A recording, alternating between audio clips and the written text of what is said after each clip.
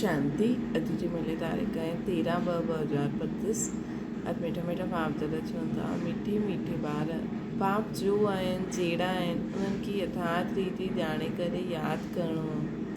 इहा ई मुख्य ॻाल्हि आहे। मनुष्य खे इहा ॻाल्हि ॾाढी युक्ति सां सम्झाइणी आहे कि भॻवानु केरु आहे, उन्हनि जो यथार्थ परिचय ॾेई करे उन्हनि खे कीअं यादि करिणो। कृष्णा सॼे यूनिवर्स जे लाइ कहिड़ी पढ़ाई आहे जो हिते ई तव्हां पढ़ंदा आहियो। उत्तर आहे सॼे यूनिवर्स जे लाइ इहा ई पढ़ाई आहे कि तव्हां सभु आत्मायूं आहियो। आत्मा सम्झी करे बाप खे यादि करो त पावन ठही वेंदो। सॼे यूनिवर्स जो इहो जो बाप आहे उहे हिकु ई बार ईंदा आहिनि सभिनि खे पावन ठाहिण। उहे ई रचना जी नॉलेज ॾींदा आहिनि। इन करे वास्तव में इहा यूनिवर्सिटी इहा हिकु ई यूनिवर्सिटी आहे। इहा ॻाल्हि ॿारनि खे स्पष्ट करे सम्झाइणी आहे कि इहा सॼे यूनिवर्स जे लाइ इहा पढ़ाई आहे कि असां सभु आत्मायूं आहियूं। ॿियूं जेका कॉलेज हूंदा आहिनि हू लिखंदा आहिनि यूनिवर्सिटी, लेकिन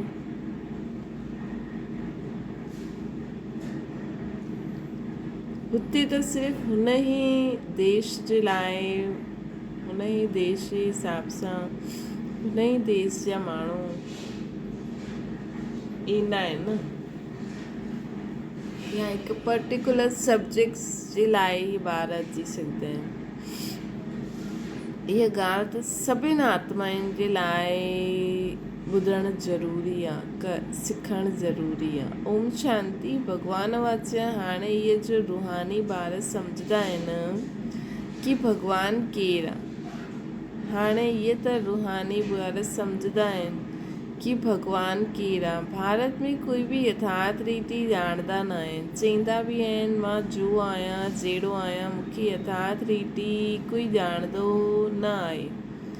तव्हां में बि नंबरवार आहिनि, नंबरवार पुरुषार्थ अनुसार ॼाणंदा आहिनि। भले हिते रहंदा आहिनि परंतु यथार्थ रीति न ॼाणंदा आहिनि। यथार्थ रीति ॼाणे करे ऐं बाप खे यादि करणु इहा ॾाढी मुश्किलात आहे। भले ॿार चईंदा आहिनि कि ॾाढो सहज आहे, परंतु मां जो आहियां मूंखे निरंतर बाप मूंखे निरंतर बाप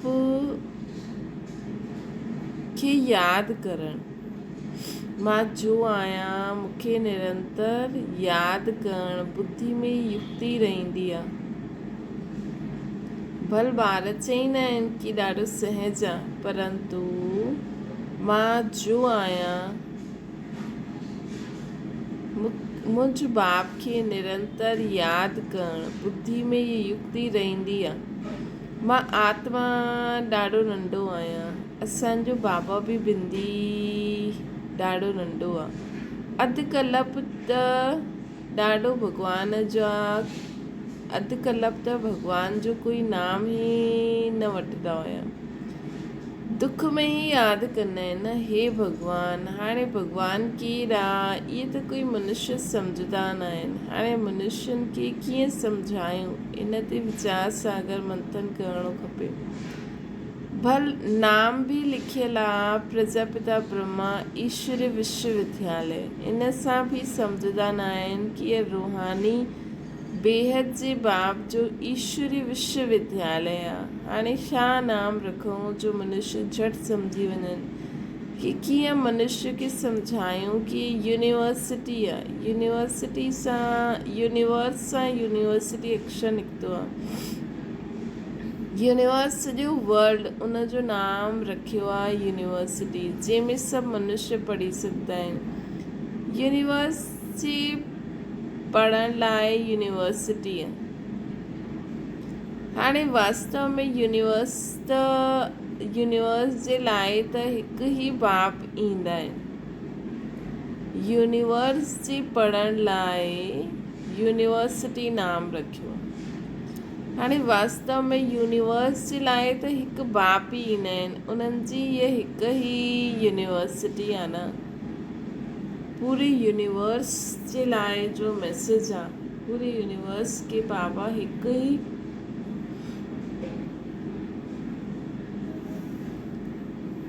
बाबा आहिनि जो अची करे वो पढ़ाई पढ़ाईंदा आहिनि पूरे यूनिवर्स खे हिकु ई पढ़ाई एम ऑब्जेक्ट बि हिकु ई आहे न बाप ई अची करे सॼे यूनिवर्स खे पावन ठाहींदा आहिनि योग सेखारींदा आहिनि इहे त सभु धर्म वारनि जे लाइ आहे चईंदा आहिनि पंहिंजे खे आत्मा सम्झो सॼे यूनिवर्स जो बाप आहे इनकॉर्पोरियल गॉड फादर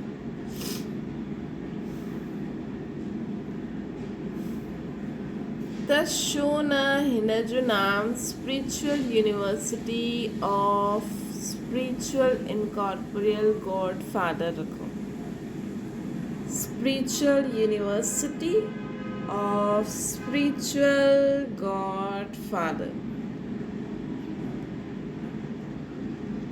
ख़्यालु कबो आहे न मनुष्य ईअं अहिड़ा आहिनि जो सॼे वर्ल्ड में हिकु बाप खे हिकु बि न ॼाणंदा आहिनि रचता खे ॼाणनि त रचना खे बि ॼाणनि रचता द्वारा ई रचना खे ॼाणे सघंदा आहियूं न बाप ॿारनि खे सभु कुझु सम्झाए ॾींदा आहिनि ॿियो कोई बि ॼाणंदा न आहिनि ऋषि मुनि बि नीति कंदा आहिनि त बाप चईंदा आहिनि तव्हांखे पहिरियों इहे रचता ऐं रचना जी नॉलेज न हुई हाणे रचता सम्झायो आहे बाबा चईंदा आहिनि मूंखे सभु पुकारंदा आहिनि कि अची करे असांखे सुख शांती ॾियो छो जे हाणे दुख अशांती आहे उन्हनि जो नाम ई आहे दुखहर्ता सुखहर्ता उहो केरु आहे उहो भॻवानु आहे उहो कीअं दुख हरे करे सुख ॾींदा आहिनि इहे कोई ॼाणंदा न आहिनि त अहिड़ो क्लियर करे लिखो जो मनुष्य सम्झे निराकार गॉड फादर ही ये नॉलेज ॾींदा आहिनि है न त अहिड़ो क्लियर करे लिखो जो मनुष्य सम्झनि कि निराकार गॉड फादर ही नॉलेज अची करे ॾींदा आहिनि त सोचो ईअं छा लिखूं कि उन्हनि खे सम्झ में अचे ईअं वीचार सागर मंथन करणो खपे बाप सम्झाईंदा आहिनि मनुष्य सभी पत्थर बुद्धि आहिनि हाणे तव्हांखे पारस बुद्धि ठाहिनि था न वास्तव में पारस बुद्धि उन्हनि खे चईंदासीं जो कम सां कम 50 सां अधिक मार्क्स वठे फेल थियण वारे खे पारस बुद्धि न चईंदासीं इहे बि कोई सम्झंदा न आहिनि कि राम खे बाण छो ॾेखारींदा आहिनि श्री कृष्ण खे सुदर्शन चक्र ॾेखारियो आहे कि हुन सभिनि खे मारे राम खे बाण ॾेखारियो आहे इहे ख़ासि मैगज़ीन कढणी आहे जंहिंमें ॾेखारियो श्री कृष्ण कीअं सुदर्शन चक्र सां अकासुर बकासुर आदि खे मारंदा आहिनि ॿिन्हिनि खे हिंसक ठाहे छॾियो आहे पोइ डबल अहिंसक ठाहे ॾींदा ॿिन्हिनि खे हिंसक ठाहे ॾिनो आहे पोइ डबल अहिंसक ठाहे ॾिनई चईंदा आहिनि उन्हनि खे बि ॿार पैदा थिया अरे उहे त निर्विकारी देवी देवता आहिनि हुते रावण राज्य आहे न हिन समय रावण संप्रदाय चइबो आहे न हिन समय रावण संप्रदाय चइबो आहे हाणे तव्हां सम्झंदा आहियो असां योग बल सां विश्व जी बादशाही वठंदा आहियूं त छा योग बल सां ॿार न पैदा थी सघंदा आहिनि उहा आहे ई निर्विकारी दुनिया हाणे तव्हां शूद्र खां ब्राह्मण ठहिया आहियो अहिड़ो कोई ईअं सुठी रीति सम्झाइणो आहे जो मनुष्य सम्झनि इन्हनि वटि पूरो ज्ञान आहे थोरो बि हिन ॻाल्हि खे सम्झंदा त सम्झो ये ब्राह्मण कुल जा आहे कोई जे लाइ त झटि सम्झी वेंदा ये ब्राह्मण कुल जो न आहे ईंदा त अनेक प्रकार जा आहिनि त तव्हां spiritual university of spiritual incorporeal God father लिखी करे ॾिसो छा थींदो आहे वीचार सागर मंथन करे अक्षर मिलाइणो हूंदो आहे इन में ॾाढी युक्ति खपे लिखण जी, जो मनुष्य सम्झे इहा नॉलेज गॉड फादर सम्झाईंदा आहिनि अथवा राजयोग सेखारींदा आहिनि। इहे अक्षर बि कॉमन आहे। जीवन मुक्ति DT सॉर्वेंटी इन सेकेंड।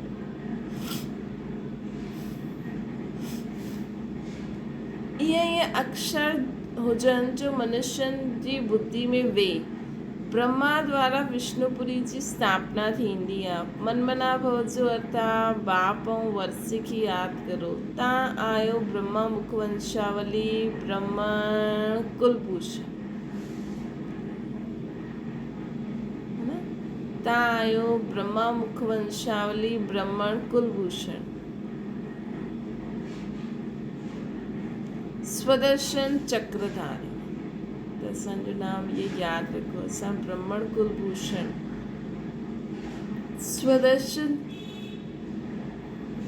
ब्रह्मा मुख वंशावली ब्राह्मण कुलभूषण स्वदर्शन चक्रधारी आहियूं असां।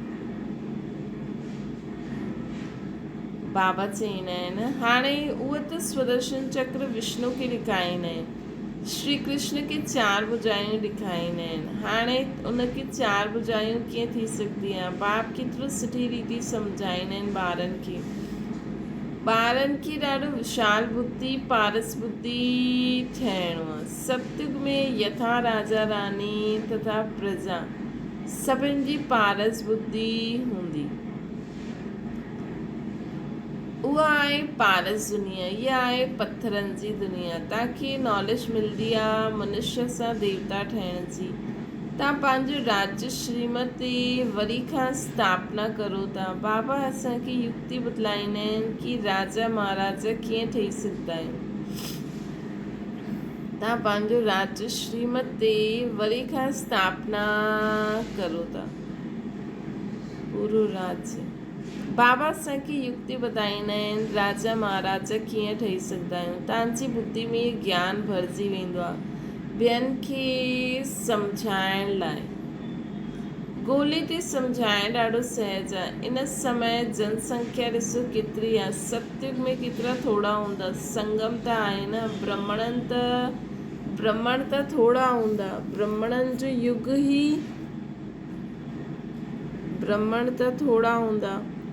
ब्राह्मणनि जो युग ई नंढो आहे न। ब्राह्मणनि जो युग ई नंढो आहे। ब्राह्मणनि खां पोइ आहे देवता। पोइ वृद्धि खे पाईंदा आहिनि न। ब्राह्मण त थोरा ई हूंदा। ब्राह्मणनि जो युग ई नंढो आहे। ब्राह्मणनि खां पोइ थींदा देवता। पोइ वृद्धि खे पाईंदा। बाजुली थींदी आहे न त सीढ़ी जे चित्र सां गॾु विराट रूप बि हूंदो त सम्झाइण में क्लियर हूंदो। त सीढ़ी सां गॾु विराट रूप बि हुजणो खपे। छो जी सीढ़ी में आहे न पहिरियों श्री कृष्ण हुयो। पोइ उनजी आत्मा श्री राम बि त ठहींदी न। बाबा चईंदा न चंद्रवंशिन में बि कॾहिं त ठहींदा न राम।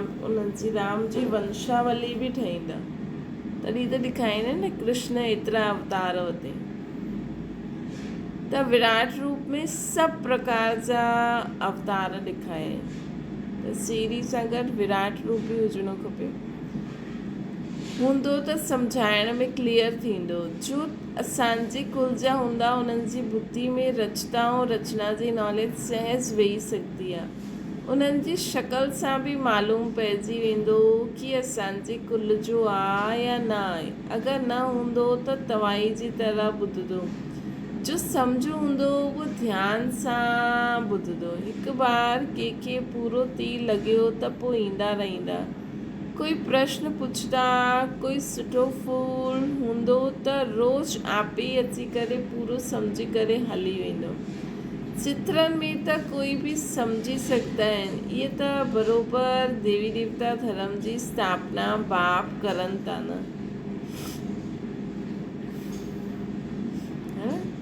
कोई पुछंदा बि आपे ई सम्झंदा रहंदा।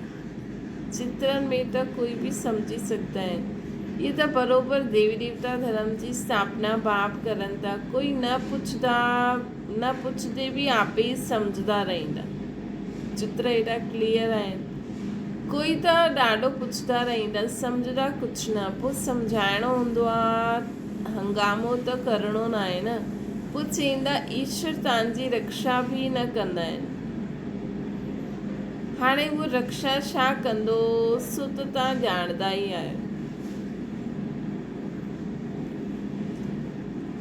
त अगरि कोई पुछंदो ई रहे, ईअं डिस्टर्ब कंदो रहे, त असांखे त शांती ऐं प्रेम सां उनखे हैंडल करिणो आहे, है न। हंगामो त करिणो न आहे। पोइ बाबा चवनि था अगरि कंदासीं त पोइ चईंदा तव्हां ई हीअं तव्हांजी। पोइ चईंदा ईश्वर तव्हांजी रक्षा बि न कंदा आहिनि। हाणे उहो रक्षा छा कंदो आहे इहे त असां ॼाणदा आहियूं। कर्मनि जो हिसाबु किताबु त हर हिक खे पंहिंजो चुकतो करिणो ई आहे। इहे ॾाढा आहिनि। तबियत ख़राबु थींदी आहे त चईंदा आहिनि रक्षा करो, है न। त दुनिया में ॾिसो असांखे बि त पतो ई आहे कि भॻवानु कीअं रक्षा कंदो आहे।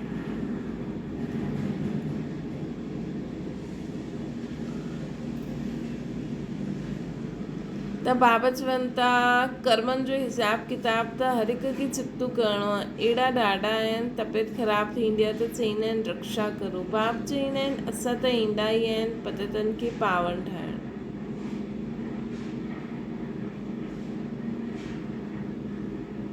उहो धंधो तव्हां बि सिखो।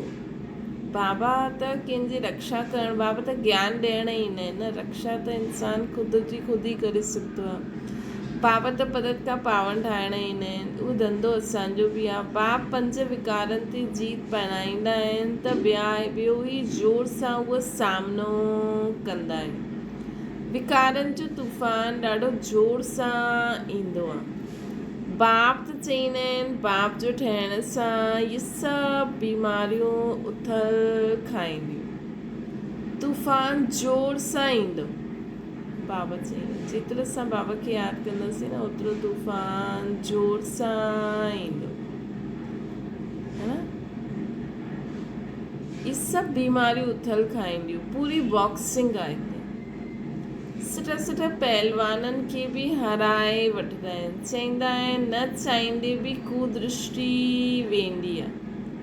रजिस्टर ख़राबु थी वेंदो आहे। कुदृष्टि वारे सां ॻाल्हि बि न करणी खपे। बाबा बि सेंटेंस जे ॿारनि खे सम्झाइनि था कि कुदृष्टि वारा ॾाढा ढेर आहिनि। नाम वठण सां ॿियो ई ट्रेटर ठही वेंदो आहे। नाम वठण सां ॿियो ई ट्रेटर ठही वेंदो। पंहिंजी सत्यानाश करण वारा उल्टा कमु करणु लॻी वेंदा आहिनि। काम विकार नक सां पकड़े वठंदो आहे। माया छॾंदी न आहे कंहिंखे। कुदृष्टि कुकर्म कुवचन निकिरी पवंदा आहिनि। कुचलन थी पवंदी आहे। हिन करे ॾाढो सावधान रहणो। इन करे बाबा चवनि था ॾाढो सावधान रहणो। कुकर्म कुदृष्टि कुवचन कुचलन सां।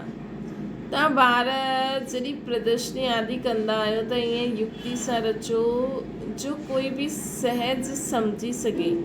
ये गीता ज्ञान स्वयं बाप पढ़ाइनि था। इन में कोई शास्त्र आदि जी ॻाल्हि न आहे। ये त पढ़ाई आहे। किताब गीता त हिते आहे न।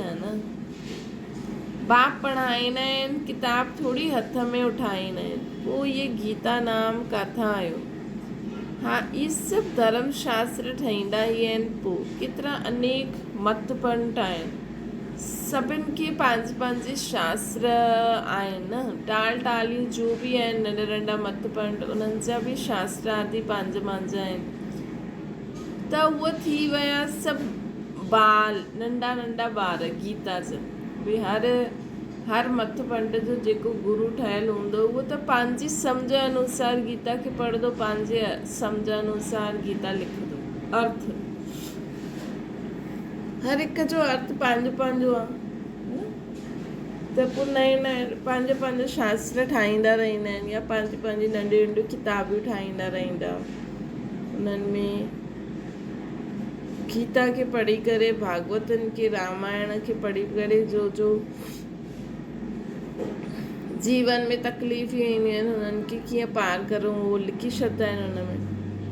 त उहो थी विया सभु ॿार, सभिनि खां उन्हनि सां त मुक्ति मिली न सघे न। सर्वशास्त्र में शिरोमणी गीता ॻाल्हि आहे। गीता जो बि ज्ञान ॿुधाइण वारा हूंदा आहिनि न, त इहे नॉलेज बाप ई अची करे ॾींदा आहिनि। कोई बि शास्त्र आदि हथ में थोरी आहे। मां बि शास्त्र न पढ़ियो आहे, तव्हांखे बि न पढ़ाईंदो आहियां। उहो सिखंदा आहिनि, सिखलाईंदा आहिनि। हिते शास्त्रनि जी कोई ॻाल्हि ई न आहे। बाप आहे ई नॉलेजफुल। असां तव्हांखे सभी वेद शास्त्रनि जो सार ॿुधायूं था न। मुख्य आहे ही 4 धर्मनि जा 4 धर्म शास्त्र। ब्राह्मण धर्म जो कोई किताब आहे छा? केतिरी सम्झण जी ॻाल्हियूं आहिनि।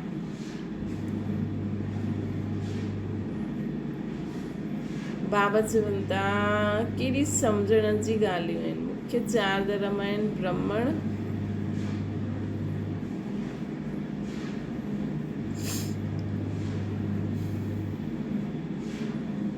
बाबा चवंदा आहिनि इस्लामी ऐं क्रिश्चन धर्म।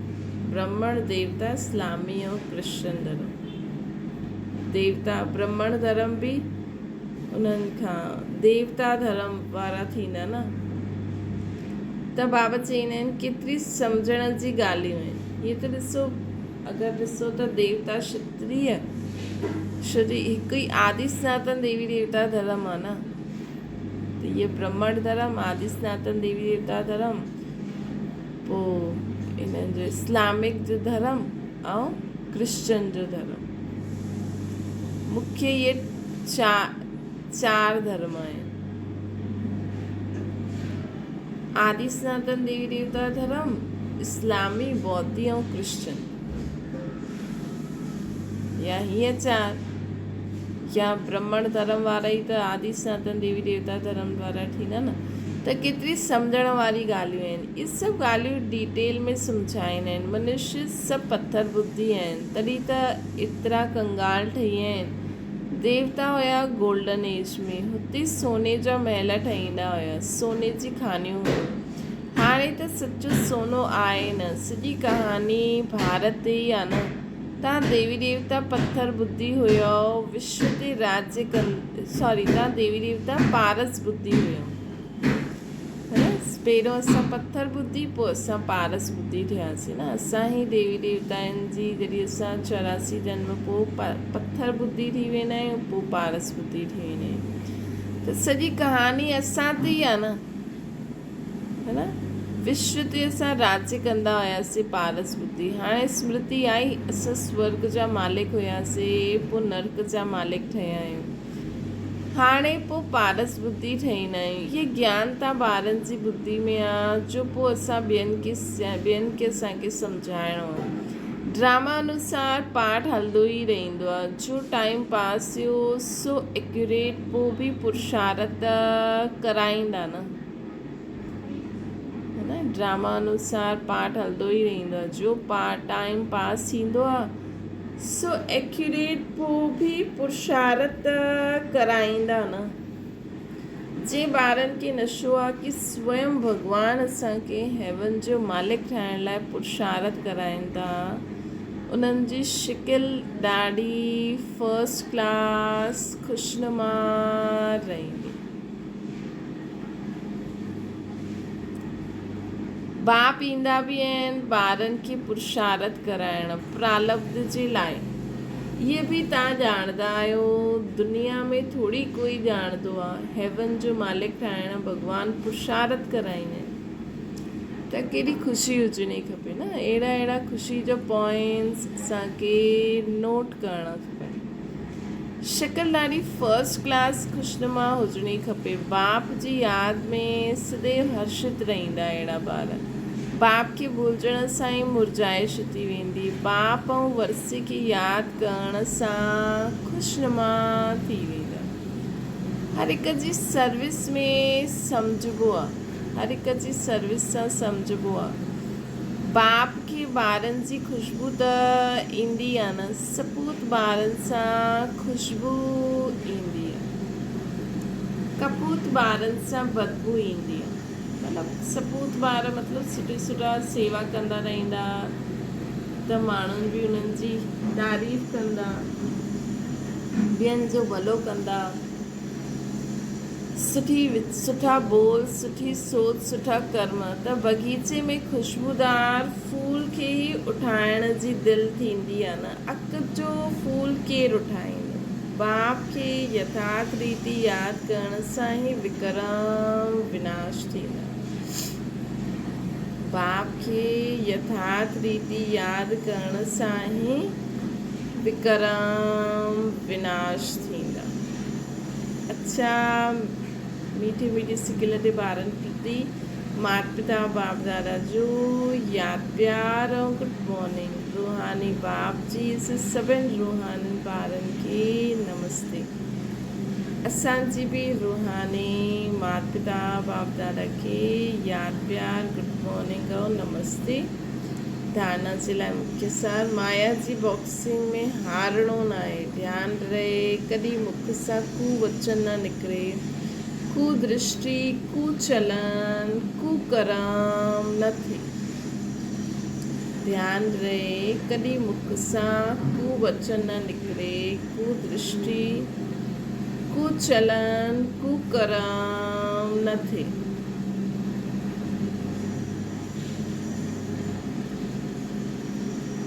फर्स्ट क्लास खुशबूदार फूल ठहिणो आहे। नशो रहे कि स्वयं भगवान असांखे पढ़ाईंदा, है न। नशो रहे कि स्वयं भगवान असांखे पढ़ाईंदा। बाप जी यादि में रही सदैव हर्षित रहणो आहे। असांखे नशो रहणो आहे कि स्वयं बाबा असांखे पढ़ाईंदा। बाप जी यादि में रही सदैव हर्षित रहणो,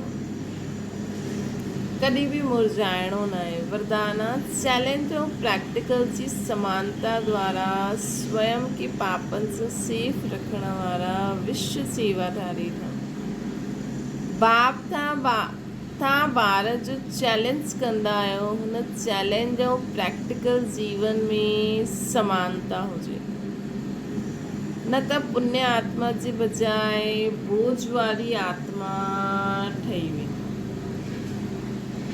न त पुण्य आत्मा जे बजाए बोझ वारी आत्मा ठही वेंदी। त असांखे तव्हां ॿार जो चैलेंज कंदा आहियो, हुन चैलेंज ऐं प्रैक्टिकल जीवन में समानता हुजणी खपे। न त असां चऊं कुझु ऐं करूं कुझु त बोझ चढ़ी वेंदो। इन पाप ऐं पुण्य जी गति खे ॼाणे करे स्वयं खे सेफ रखो। छो जे संकल्प में बि कहिड़े प्रकार जी कमज़ोरी, व्यर्थ बोल, व्यर्थ भावना, घृणा व ईर्ष्या जी भावना पाप जे खाते खे वधाईंदी आहे। स्वयं खे सेफ रखो। पाप ऐं पुण्य जी गति खे ॼाणे करे स्वयं खे सेफ रखो। छो जे संकल्प में भी कंहिंजी कहिड़े प्रकार जी विकार जी कमज़ोरी अगरि हूंदी, व्यर्थ बोल हूंदा, व्यर्थ भावना हूंदी, घृणा व ईर्ष्या जी भावना पाप जे खाते खे वधाईंदी आहे। हिन करे पुण्य आत्मा भव जे वरदान द्वारा सदा सेफ रख विश्व सेवाधारी ठह। पुण्य आत्मा जो कोई भी व्यर्थ संकल्प, व्यर्थ बोल, व्यर्थ भावना, घृणा, ईर्ष्या, विकार जी कोई कमज़ोरी जे वश थी करे वो कोई भी कम न कंदी। त बाबा चवनि था संगठित रूप में हिकु मत हिकु स्थिति जो अनुभव करायो।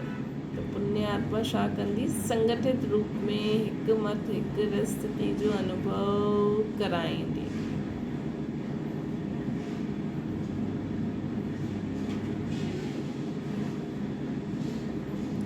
स्लोगन आहे पवित्रता जी क्षमा चारों ओर जलायो त बाप की सहज ॾिसी सघंदा।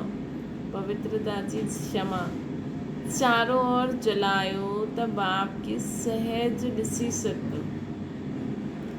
अव्यक्त इशारो एकांत प्रिय ठहो एकता एकाग्रता खे अपनायो। प्रत्यक्षता जो झंडो लहराइण खां पहिरियों सिर्फ़ु 2 शब्द हर कर्म में लाइणो आहे। हिकु सर्व संबंध संपर्क में आपस में एकता हुजे, है न। सर्व संबंध संपर्क में आपस में एकता हुजे। अनेक संस्कार हूंदे अनेकता में एकता ऐं दृढ़ता यही सफलता जो साधन आहे। कॾहिं कॾहिं एकता हिली वेंदी आहे, ये करूं त मां ये करे त मां करां न।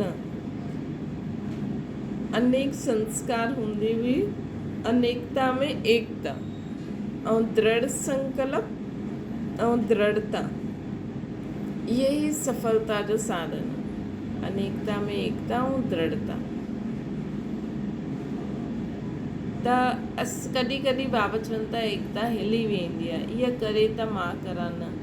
असांजो स्लोगन आहे स्वपरिवर्तन सां विश्व परिवर्तन करणु।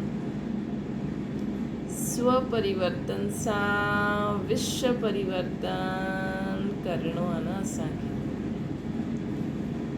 विश्व परिवर्तन सां स्वपरिवर्तन न करिणो आहे, स्वपरिवर्तन सां विश्व परिवर्तन करिणो।